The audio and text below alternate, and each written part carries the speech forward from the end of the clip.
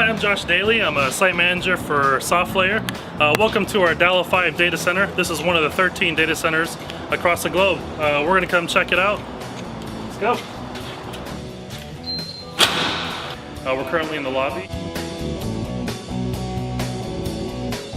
We're going to go and take a tour of the facility. This facility actually has 4 pods, which is a total capacity of about 18,000 to 20,000 servers.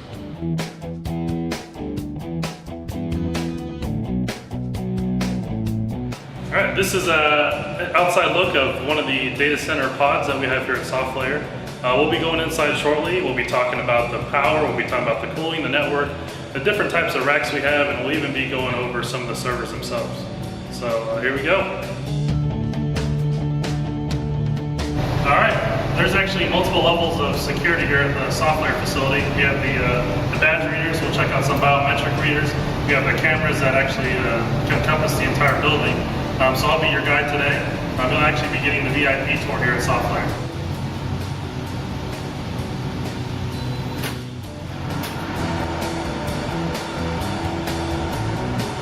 Here we are again inside of one of the SoftLayer's pods.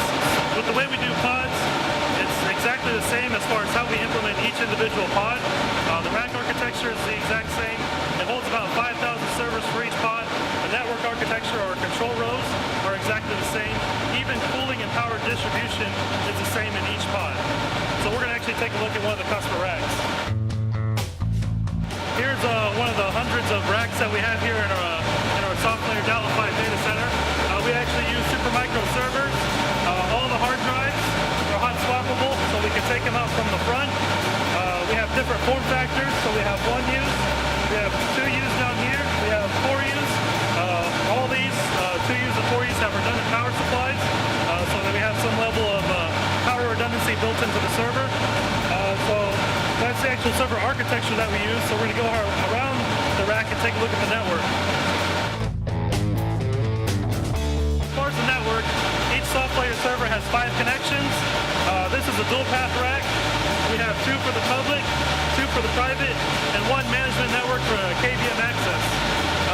Customers can choose to opt for a port channel that gives them a 2 gig speed and network redundancy. So that's the basic network breakdown. We have multiple SFPs that will run through our aggregate rack, so we have switch redundancy as well. We also have power strips. All this is controlled through the portal. 2 power strips per rack. They're actually fed from different sources. So if you do have like a 2U server, a 4U server that has dual power supplies, they're going to be fully protected if one of those sources has an issue. We're going to take a quick look at how the power distributes all the way from the rack to the PDUs, and then we're also going to take a look at the cooling. Alright, here's a remote power panel. This actually, all the racks aggregate up all the way to this as far as power. Each rack is fed from 2 separate remote power panels, and these power panels actually feed up to our PDUs, which are over here. So here's one of our PDUs. We actually have 4 PDUs total in this pod. Each pod has its own critical infrastructure, so you'll see that each pod has its own source of generators, its own source of PDUs, its own source of RPPs. So from here it'll go all the way to our power room, and from our power room it'll go out to the outside building. Getting away from the power, we're actually going to talk about cooling now. Each one of our pods, again, has its own critical cooling infrastructure. We use the Cray units at this facility. The Cray units actually encompass the entire room. We have multiple Cray units, so that means if we need to do maintenance on one, we can actually de-energize one and still have the necessary amount of units to keep the cooling at the optimal temperature. So here, basically how it works is all the hot air gets collected from the top, comes from the top through the unit, and gets fed underneath the raised floor.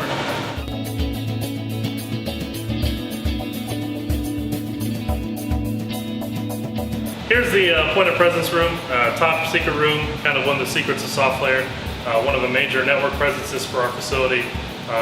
Unfortunately, not even VIPs can access here.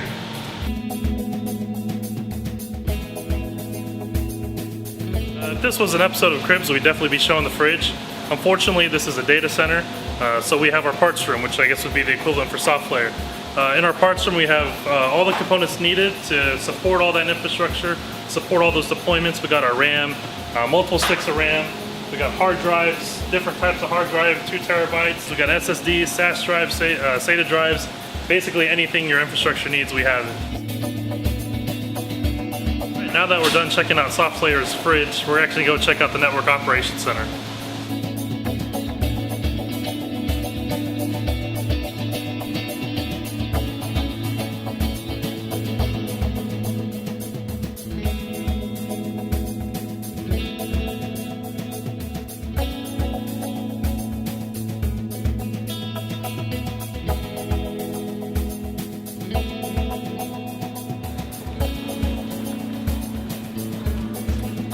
Alright, here we have one of SoftLayer's Network Operations Centers. We have one in Dallas and one in Houston.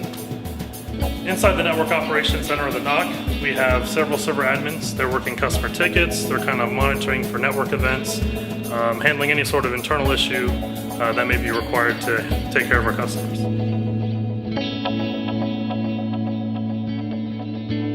So I think that's a big piece of what we have actually in the inside of our DAL05 data center. So now we're going to take a look at the critical infrastructure as far as power and cooling that we have encompassing the building.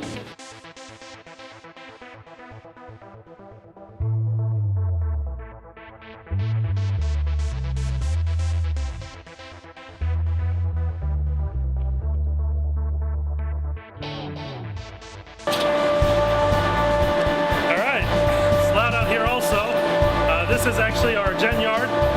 We have redundant cooling towers.